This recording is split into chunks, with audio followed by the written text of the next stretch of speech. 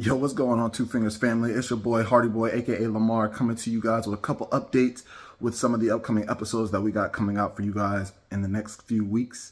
There have been some technical difficulties and maintenance done on some of the hardware and equipment that we have here. So just in case you hear like the audio quality is a little subpar than what it normally is, you see me looking off to other cameras instead of the one that's straight on me, just because, you know, one of the cameras might have malfunctioned or went out, and then the hardware on my laptop has been remanufactured and whatnot. So that's just giving you guys a couple of heads up. If you see something or hear something weird going on in the episodes, don't be alarmed. And with that, we'll get right back to the episodes.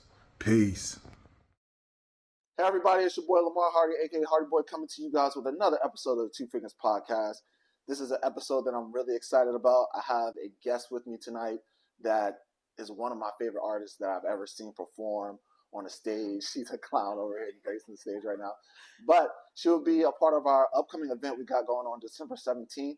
All right, it's going to be a fashion show out in Northern Virginia for my DC and Maryland people. I know y'all hate us. All right, I promise you, the DMV. There is a V at the end of that. So please come visit us. Come show us some love. But right now, I want you guys to show more love to our guest of honor for the night, Doll After Dark. Doll, how you doing tonight? Good. How are you? It is good. Finally. You guys, I don't think you guys understand how excited I am about this episode. Like I said, she's one of my favorite poets, artists that I've ever met. My lord, Chaos. The T is silent. You guys met him in the last episode. Dear close friend of his. So I had to get her on here, and I had to make sure she features. So for those of you guys who are wondering who Doll After Dark is, we're going to get into it. But she is going to be one of our featured artists at our fashion show on December 17th. As you can see, her style is immaculate. She's got the green from the eyes to the toes. I mean, seriously, she is fabbed out, and you guys don't want to miss what she's going to be wearing that evening as well. I'm sure it's going to be just as great, if not better. All right? Without further ado, I'm going to introduce who Doll After Dark is. We're going to get into some questions. Doll, you ready? You comfortable? Yes. Not nervous? Nope. I know all these bright lights and cameras, 3 different angles. We just got angles all over the place. But we're gonna work on the angles. She's gonna answer questions and we're gonna move through it, all right? So, first and foremost, let's just start with the initial. Who is Doll After Dark? So Doll After Dark is the doll after darkness. So I really don't. I talk about my story through my poetry, but it's basically like I have been through a lot of stuff, and a lot of stuff I've gone through has took me sometimes to dark places. But after I submerge as a doll, you see, like that's why I always dress the way I like to dress and stuff like that. I like to be dolled up. Some of the stuff I go through, I'm gonna be a little vulnerable. Some of the stuff I've gone through is like suicide thoughts, depression, anxiety, molestation, stuff like that. So this has been, with poetry, it's been a journey. So the doll after darkness. So it's like I have gone through all this stuff, and I feel like I'm a warrior that can conquer anything in my path. So that is a gist of what Doll After Dark is. Nice. So to be honest, and I'm learning stuff as we're going here as well, judging by a lot of her poetry, I would have never thought Doll was Doll After Darkness. I thought it was Doll After Midnight. 1 a.m., 2 a.m. So you know how you're a kid and you accidentally get on that HBO and it just gets a little late. You see some. So that's where I thought it comes from. So I appreciate you educating me, because that is actually very interesting. You being vulnerable with us. So Doll After Dark. So how do you intertwine that? So you say the name comes from darkness, but your poetry is a different reflection. Yeah, it's a different reflection. So it actually, when it initially came out, it was a doll. Doll After Dark was, I had a doll, I still do, I have a doll side and a dark side, but my dark side was more the erotic side. But sitting down with one of my friends, she basically was like, Lene, you have gone through a lot. You went through a lot. And in the midst of all the stuff you have gone through, you have come out of darkness. So I was like, oh, doll triumphing through darkness, so doll through darkness. So it's actually so the doll side is the more I talk about like just real life stuff, things that goes on in life in general. And then the dark side is the erotic side, something that to me growing up was like taboo. you talk about that with your husband or whoever you with. That's not something you talk about in the masses of people. Like, but that's something I feel like I'm the type of poet that I like to talk about things that makes people uncomfortable, no matter what it is.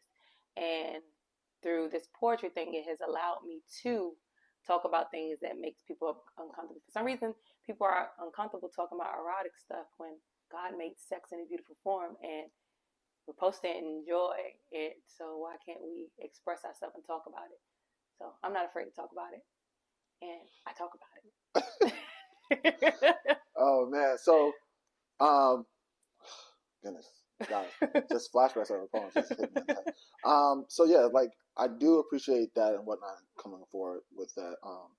The doll side, that's like you said, the dress up side. Like you dress up. So this is where the persona comes in, right? This is your alter ego, some people would say. Okay, and so and the darkness is kind of what brews on inside. So you got to kind of like it can be a good and bad darkness. It can be darkness like out of like sadness or things you have gone through, but it can also be the dark side of like erotic, just being naughty. That's dark. So I play on. I like to play on wordplay, but I also play on the dark and light sides of darkness. Nice, perfect. So we've kind of discussed who you are and where the name comes from. So what drew it? What was the inspiration to kind of take you down this path into poetry or spoken word or just being an overall creative artist? So for poetry, I used to just write when I was younger, and it wasn't something that I was going to express to anybody. It was just for me to just get my thoughts and stuff out. At first, it started off with me writing like in my diary, but my diary was read and I hurt people's feelings, so I decided not to do it that way anymore. It kind of like the mean girl. Yeah, it kind of stifled me from like talking about it, but I started like writing poetry in a different way to do it, to talk about my feelings and my emotions. And then I stopped writing. And one day in high school, one of my friends, she had said something. I just started writing again. And she was like, "What are you writing over there?" And my friend Keita at the time. And I wound up telling her, and she was like, "You're actually good. You should like stick to it." So I started writing, and then I stopped again. And I never like really did it again until like after my little sister passed. She had found my old poetry. I found it in her room. Like she had my old poetry book. And she used to write poetry as well. One of my friends actually helped me move some stuff in storage, and we found the book again. And she was like, "You actually good. Why you don't write?" And I said, I don't know. It was just something just for me to express myself. She was like, "Well, I feel like you should get back into it." I went to Miami to get a tattoo of my little sister. And while I was there, the word intimacy popped in my head. And I was like, you know what? I'm going to go by the water and I'm going to see if I still got it, because I don't know if I got it. So my first poem that I wound up writing was about intimacy and how we crave intimacy and we want intimacy. So that was my first poem that I had to start back writing out of the blue. So I was like, okay, well, I tapped into something new. So that's good. So you draw from different kind of personal things, family related stuff.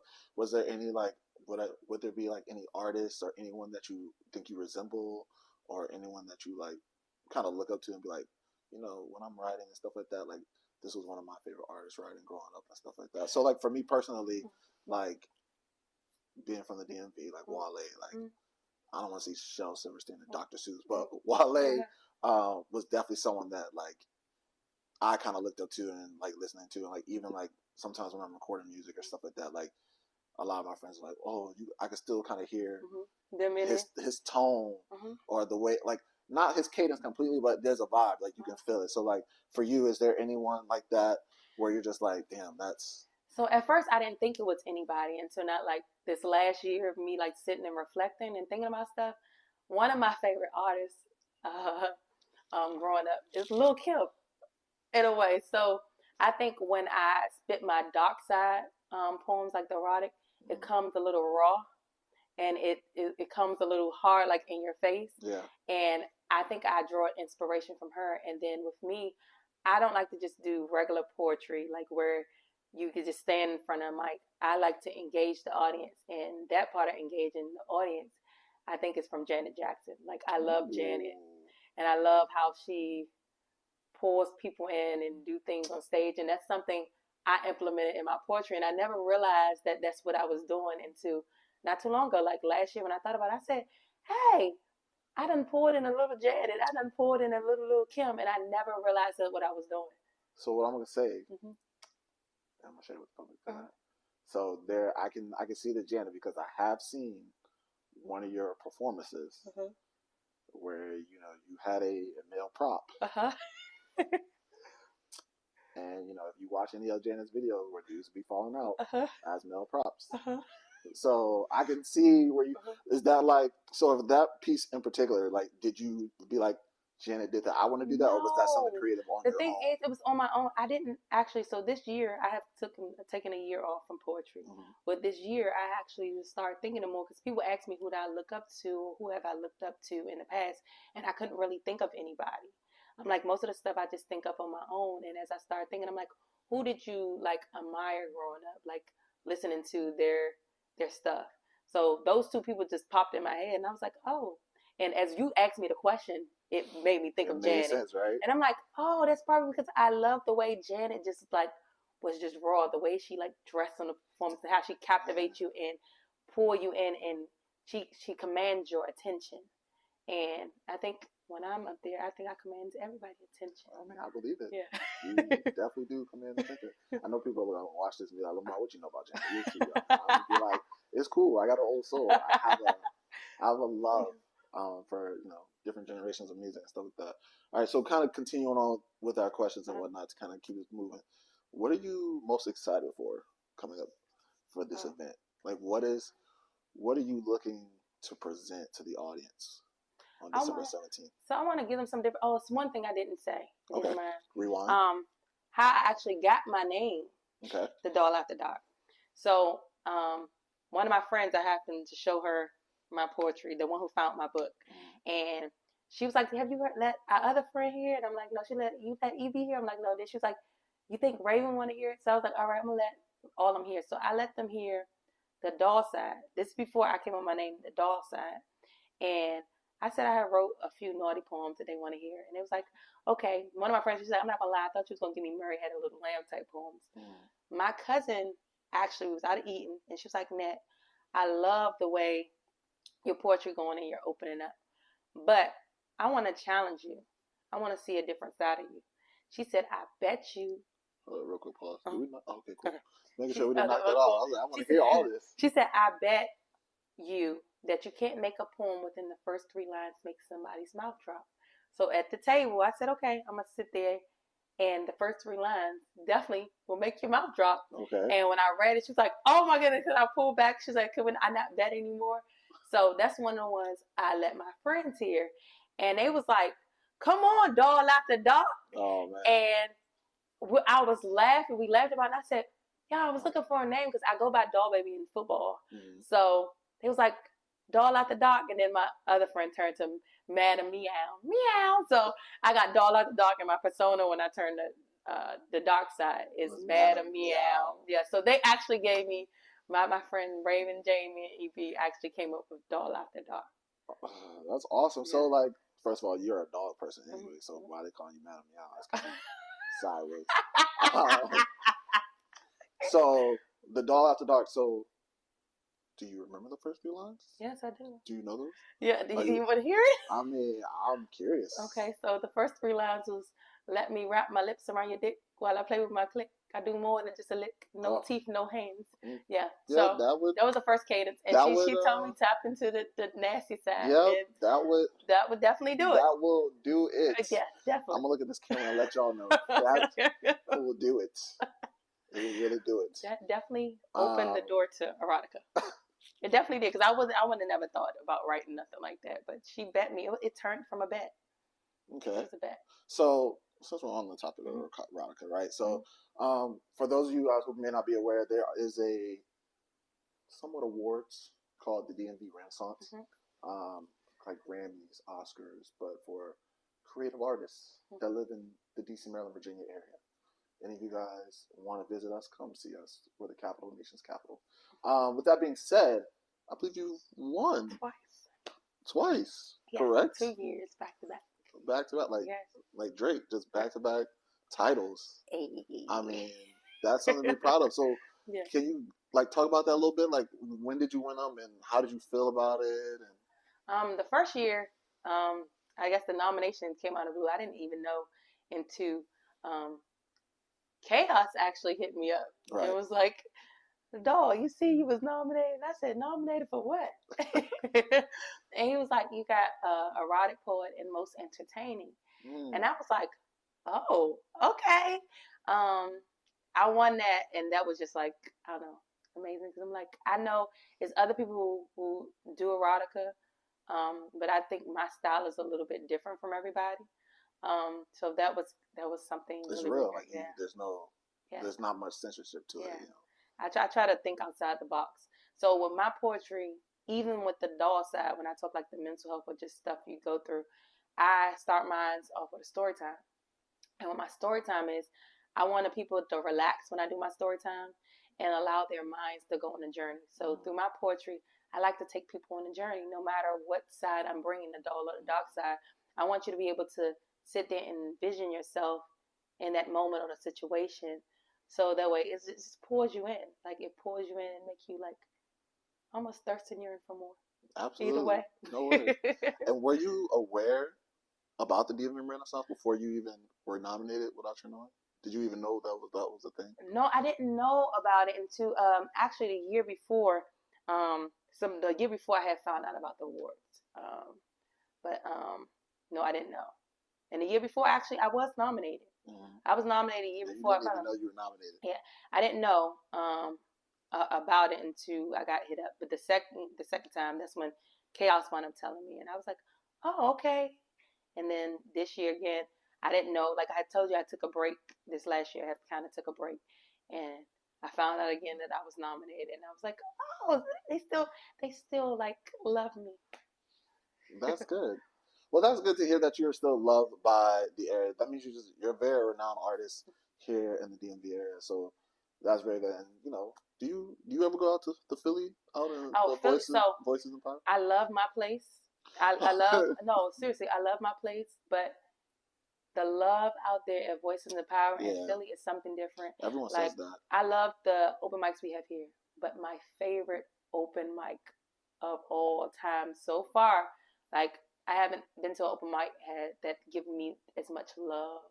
I get love here. Don't knock me. I get love in my state, but the Voices and Power stage is just different. And I love they have activities. I have one every time I have gone so far. Like I did karaoke, I did the dance, like on stage. Like it just allows you to break free and just be loose and just have fun. Like I'm more of a from poetry you can't tell. I stay in my own little box. So I come out and have fun and I'll sit back like nothing had happened. Like I'm back into my own little world. So out there in Philly, it just allows you just to have fun and just I don't know. I allow people to see the other side of me that people don't see. Mainly my family and my friends get to see that side of me, the goofy side. So Voice of the Power, actually, that's one of my favorites. And I've actually been hearing that a lot. Like they really talk about. I forgot his name. I actually met him when I was at one of those Pure Poetry Lives, and he was there. But they said there's just the atmosphere is immaculate, and he's doing great things too. Like I think he's like extended it down to Texas. They travel now. A whole lot of places. Yeah, they actually travel different locations and stuff like that. So, do you see yourself maybe traveling or doing some of that stuff? Yeah, I'm definitely that's what I'm planning on doing soon. I'm open myself up to travel to different places. I don't have a problem hopping a flight and going places. Just to experience other venues and give other people a little taste of Doll After Dark. The Doll After Dark. The Doll After Dark. I'm kind of selfish. I would like her to stay here, to be honest. But everyone must experience it, and I hope you guys all come out and experience it as well. This is very important. But kind of tailing back to the question, so without giving too much away, because we want y'all to come out and visit in person. Like, what do you got under in your sleeve? In my sleeve? What's So trust me, it's definitely gonna be a performance that you're not gonna want to miss. Each time I have done a feature, I make sure I bring something different to the table or something that's going to drop people's mouths, stuff that they didn't see, have not seen, especially in poetry. Like you may have seen concert-wise, but even then it's not the same thing you'll get from me. So I'm definitely going to give you some of the doll side because I have seen before, before I left a little bit. I talk about the doll and dark side, but I feel like for a second people was trying to put me in a box that That's all I did was the dark side, because Mm-hmm. a lot of people don't tap into that part and talk about it. So I feel like that's what they were just trying to make me just a dark side poet. And I'm like, no, I feel like through my poetry, I heal people on both sides. I help people who are afraid to talk about different things that happen in life, no matter what. So I like to open the door, like, be okay. It's okay to feel a certain way. It's okay to be a little naughty. It's okay to, if you have gone through experiences that hurt you, it's okay to express it and talk about. So, like I said, I talk about things that's uncomfortable. So with this show, you're going to get a little bit of the doll side, but when I tap into that dark side, trust me, it's going to be a tap in. So, I mean, being comfortable, being uncomfortable is pretty much where you kind of reside in right now. Mm-hmm. So, like, when the audience is sitting there and they're taking something, like, what do you want them to feel from your poetry? Like, what are you wanting them to understand about you? What is it, like, or doll? Like, who is she? Because, like, you know, a lot of people have a persona. You come on, you have a stage name and stuff, but the words tend to always, you know, the saying is fiction comes from some part of fact. Yeah. Like, you can only go so far without steering somewhere. So what do you want the audience to get from you when you're up on that stage and when they're watching you and they're just like, I just want them, when they look at me, they can tell that I'm free. Okay. Like, I'm free in all aspects of life and my expression. And I want them to be able to tap into that side of them to be free. No matter what side it is. Like, you may not be a doll, you might be Shaquita. Like, I don't know what you are, what your name might be. Or Steve or Sean. Like, I want people just to be able to engage and tap into their just the other side. Like, I have, the first time I did, I think my second erotic like show I wound up doing, like when I stepped into it, I literally had somebody come up to me and thank me. And the guy thanked me and had his fiance come and say, I want to tell her, she wanted to thank you. He was like, I thought I did something last night, but tonight, what you said, I'm going to make sure I improve much more. Oh. Yes. Oh. Then, yeah. So, and then I had somebody else come to me and tell me they were not comfortable talking about like this, and it made them tap into their poet too, but it made them tap into their erotic side, and they start writing erotic poetry, and their stuff is good too. So they done tapped into that side of performance, and it was like, you just being so free with it made me feel like, okay, I can be free, and it's not so much being taboo. Oh. Yeah. So you, in some ways, are a relationship therapist. Well, I think I could be. You provide therapy. I could be to some people, but no, in reality though, like, they're able to utilize that moment and speak about what's going on in the bedroom or whatever might be going on personally. So they actually came up to you and was just like, that was the first time I ever had that happen. Like, so it caught me off guard. And when he said thank you, I'm like, I don't know what to say. Thank you. That's how I look. I was like, what? And then his fiance came and she was like, yeah, we gonna thank you. Like, thank you. She's like, he said, what you said, he said, it made me like reevaluate stuff, and it opened my eyes to more stuff. I thought I did something last night, but tonight. And I was like, well, I'm happy I can help y'all, but I wasn't expecting that. Like I said, with my poetry too, I like to have my mind go on a journey. Not just the people go on a journey. I allow myself to go on a journey and think outside of the box. Like, what do you want to think of? Like, I have a poem talking about a dungeon. Like, I just go down like the list of stuff. Like, you can be talking right now, and you could say something, and one word that you say can spark something in me and make me like, okay, oh, maybe I can take it this way and just write about it. So what they're gonna get from this performance, they're gonna get some. It's gonna lead up into it. They're gonna get the doll side. That's gonna lead up into some free of expression stuff. The dragon to the fire breathing. But they're gonna enjoy the fire breathing dragon. It's gonna be a good fire breathing dragon that they're gonna be like, ooh, it's hot in here. It's hot, but it's a good hat. It's a good hat. Mm-hmm. It's a hat. After I finish making it hot, I'm gonna make sure I end it where I can cool you down a little bit. I'm gonna cool you down after. So I'm gonna give you the spicy. It's like how you eat like a jalapeno or something like that. And you get like a nice drink after to sizzle it down. You still have that spice, your tongue still, but it's not too much. So that's what I'm gonna give y'all. Nice. You heard her first. She's icy hot. That's what she's doing. So we've talked about, what you want the audience to take away, but what is it that you kind of want to leave? Like, not saying you could ever put poetry down ever, because you can do that forever, but like legacy wise, how do you want to be remembered from the words you speak, the performance you put on, just you as a whole? That I want people to look at me and say, that woman was fearless. She was not afraid to tap into, like I said before, hard topics on either side. She wasn't afraid of being herself. She just like I said before, I like to let my inner child run free, and no matter what I do. So even the kid side is like I could say on my doll side, but the dark side, it's just stuff like even when my mind just go to places that I imagine and things.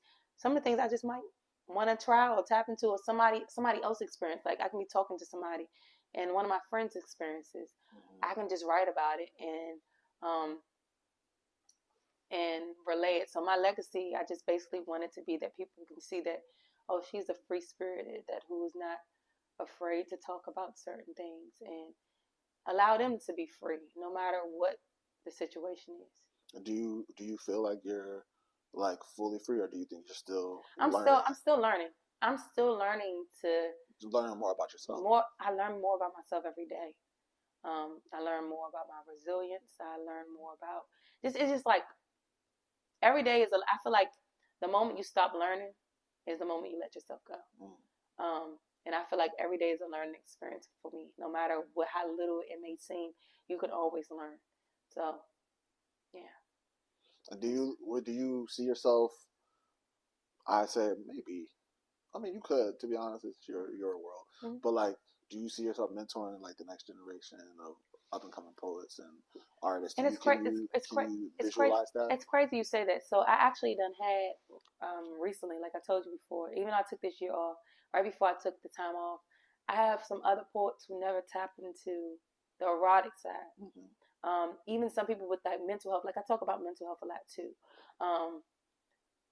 Some people may say, okay, with the mental health side, I was afraid of people looking at me a certain way by me talking about, okay, I dealt with depression or I dealt with this type of thing.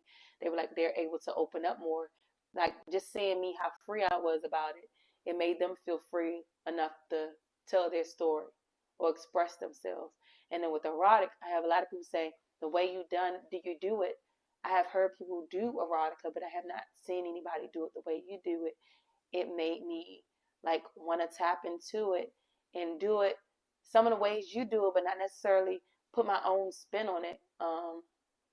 But I tapped into that, and that just made me smile because, like I told you before, erotica was something I never thought I would talk about. That's something to me was, I talk about that in front of my husband. Me and my husband, we're gonna have fun, and that'll just be something between us.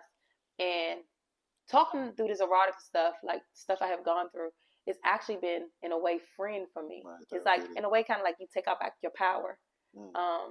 So this has been freeing for me, and just to know that it can free other people. Like we said at the beginning, sex was made by God. I don't know why everybody makes it seem like you can't talk about sex. You can't talk. Oh my goodness. Let's talk about sex. Let's talk about you and me. Hey. So they make it seem like you talk about it like you almost get shunned, and I feel like that's not what it's supposed to be. Like the social stigma, man, is just like when certain things in the world, when it's uncomfortable and stuff like you just view as a taboo, or people don't understand it. So since they don't understand you being able to be free and talk about it, but like I said, people don't know your story and don't know how certain things you have gone through that you probably would never talk about something like this, and how it wind up. It's liberating. It's liberating. And I feel like more people talk about not just sex, but just different things in life. They can free themselves. Like, it's time for us to be free. Like, be free no matter what. I just want you to be free. You may not want to be a nudist or nothing like that and run naked, but free yourself, okay? Free yourself some type of way. But if you want to be, they got places you can go and do that. But take the layers off, even though you keep your clothes on if you want to. But you can take that off too. Oh. But you can like take the layers of yourself off. Yeah. Stop putting. I feel like we put ourselves in boxes because of the people around us who don't understand or feels like you have to be in a box. Like, that's my biggest thing. I hate when people try to put people in a box. Don't put people in boxes. Categorizing, labeling. generalizing. Yes. You shouldn't do that. Let people be free to be themselves and express themselves. If they want to hang from the daggone chandelier. Hang from the chandelier, baby. Have fun. Like, you only get one life. Like, to be honest, you only get one life. Like, I'm not telling anybody go out here and do all the stuff I done said in my poetry or something like that. But I'm just telling, like, just be free. Like, free yourself. Like, even if it doesn't have anything to do with what I'm saying, just learn to be free. We only get one life. Like, I learned that from losing my little sister. You only get one life, and you don't know when it's time for you to go. You don't want to be gone and like, dang, I never experienced this, so I never allowed myself to express myself in a way. Express yourself. The people who got a problem with it, like I say, my favorite thing is close your eyes, close your ears. You don't have to listen to what I say. Right. You don't. If you don't like it, I'm not going to be everybody's cup of tea, but for the people who I am, cup of tea, blow it off before you drink it. So we're good. Okay? But I do feel you. I've actually, I've said, talking in terms of video games, but there's no respawn button. You don't get to start over. So a lot of times, like, and one of the saddest things, not to just shit the story, but like, it's just seeing, young people pass away, and it's just like, and how they do it, and just like, you'd be like, dang, they were just here yesterday, or it was just, it was just, and it'd be over, something that seemed important to them in the moment, but you was like, it wasn't, it really could have been avoided and all that stuff. So definitely free yourself, liberate yourself, listen to Doll Baby, Doll After Dark.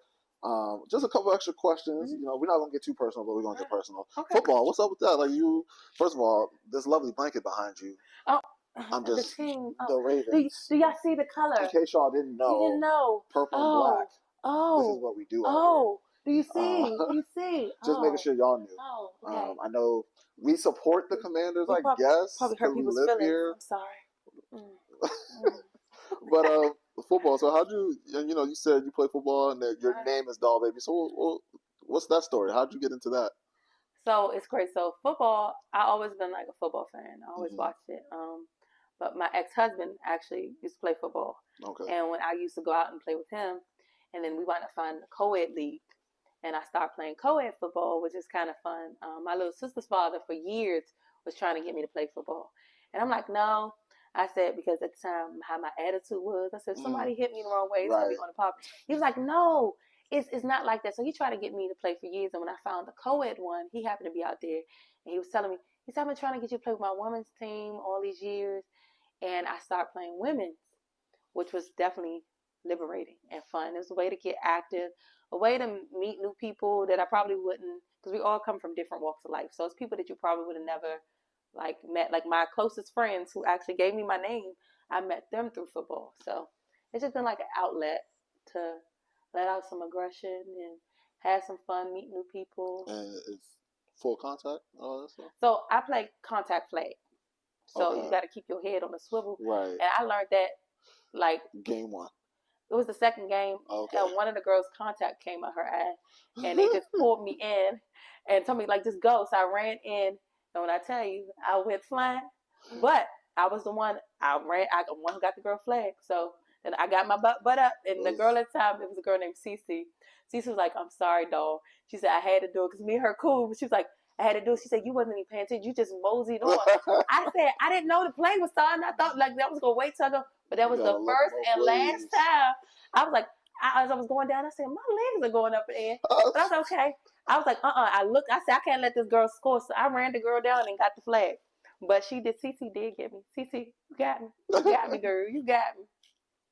Damn, Cece. Yeah, she got me. So do you guys go by positions? You know your position that you play? I don't play. No, we play position. So I actually, when I first started off, I played rush for a while. I wound up playing rush.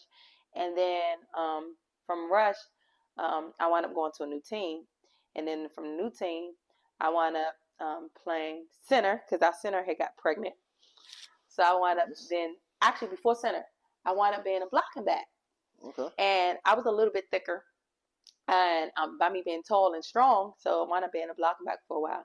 And then I can't throw the ball, so I used to laugh. I was like, I can't throw the ball.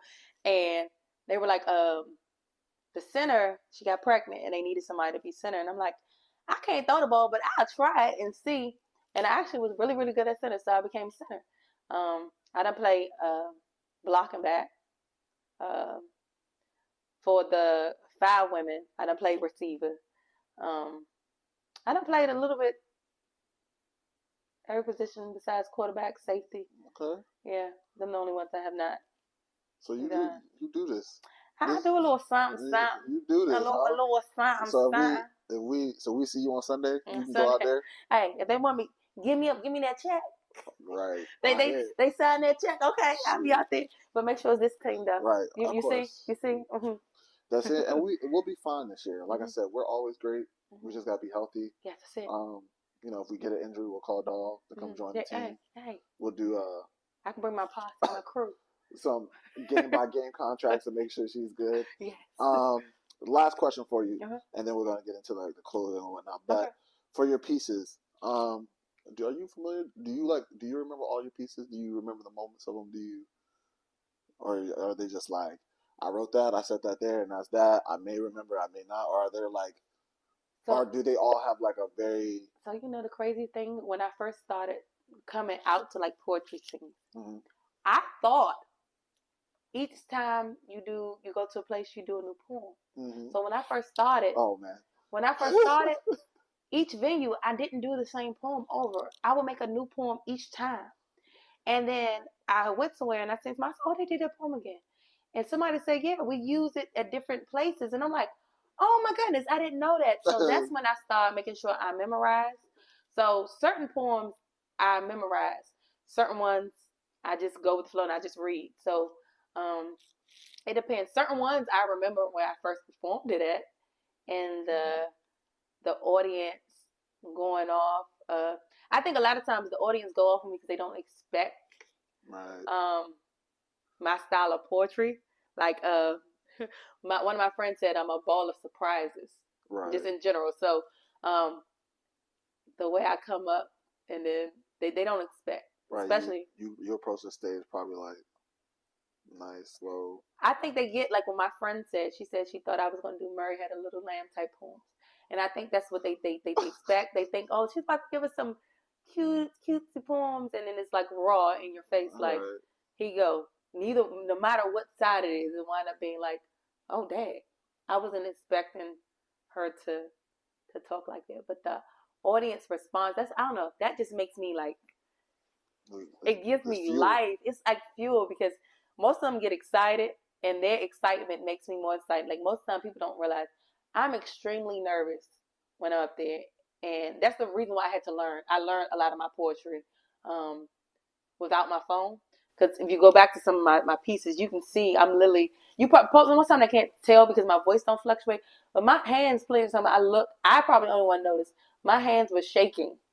I'm like, I'm so nervous to do this in front of people, but when I wind up memorizing it, it's like, yeah, I'm nervous, but I'm able to put on that game face. I'm able to transform into Madam Meow. No, that's hilarious. To be honest, that's the funniest thing to me, because I was like, when you actually said that, I was like, Madam Meow. So they were just like, my girls, hit you with the purr. That's what they did. They said, Madam Meow, meow.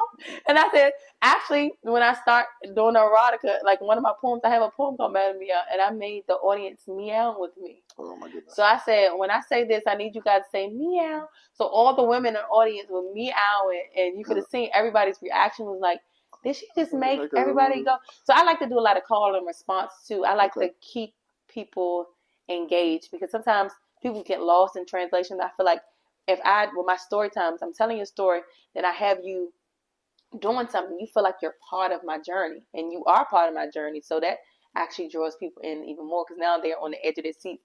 Oh, what she's about to do next? When the next time she's gonna be around? I want to see what she does next. It's because I done captivated and I pulled them into my story, and now they're part of Doll's world. The doll. So actually, Doll's world. Do you have like a dollhouse? I don't have a dollhouse.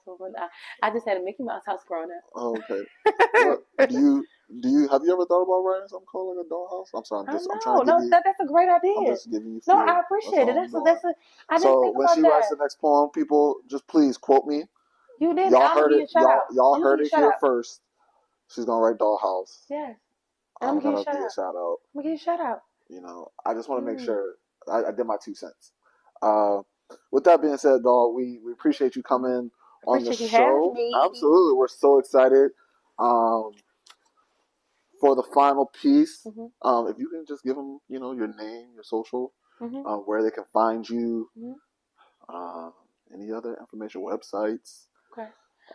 cash apps if they want to Oh, donate. if You know what I'm saying? you want that too, I get that to you too. But yeah, my Instagram is doll after dark 7. Doll like DOLL like doll baby. After like afternoon and dark like nighttime because I had before. I think somebody thought my name was it Dollar After Dark. Oh. Yeah, because when people say it fast though, yeah, they think dollar after dark.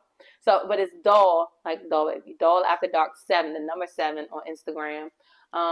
We looking out soon. I got a few books I'm working on. My first book will be out soon. What else? If you want a cash app, it's Doll Baby 786. That's Doll Baby DOLLBABY 786. She made sure to spell that, so you guys got that. Cause I wasn't expecting it. He told me to put that in it, so I She put that in there. that, so you guys can have it. I put it in it. But yeah, y'all can look me up on there, and I assume my website and everything will be up. Since I'm coming back around, everything's about to be full force, so be looking out for more features, more events, more travel, because I'm definitely planning on traveling to different states and giving them this doll after dark. Like, I guess that's fine. I don't know how I feel about that. I'm not trying to share. I didn't say I was leaving. I said I was going to go. Okay, well, that's fine. You can leave the nest for a quick. So, what was I going to say? Oh, yeah. So you said this year you kind of took a break.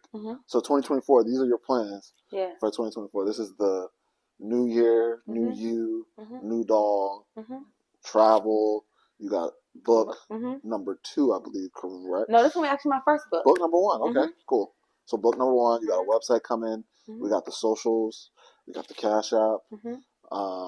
Anything else we should know? No, just New Year. Just be looking for some more doll side and more dark side and erotica. You can get a little bit more of both. Like, yeah, I'm tapping into more of both.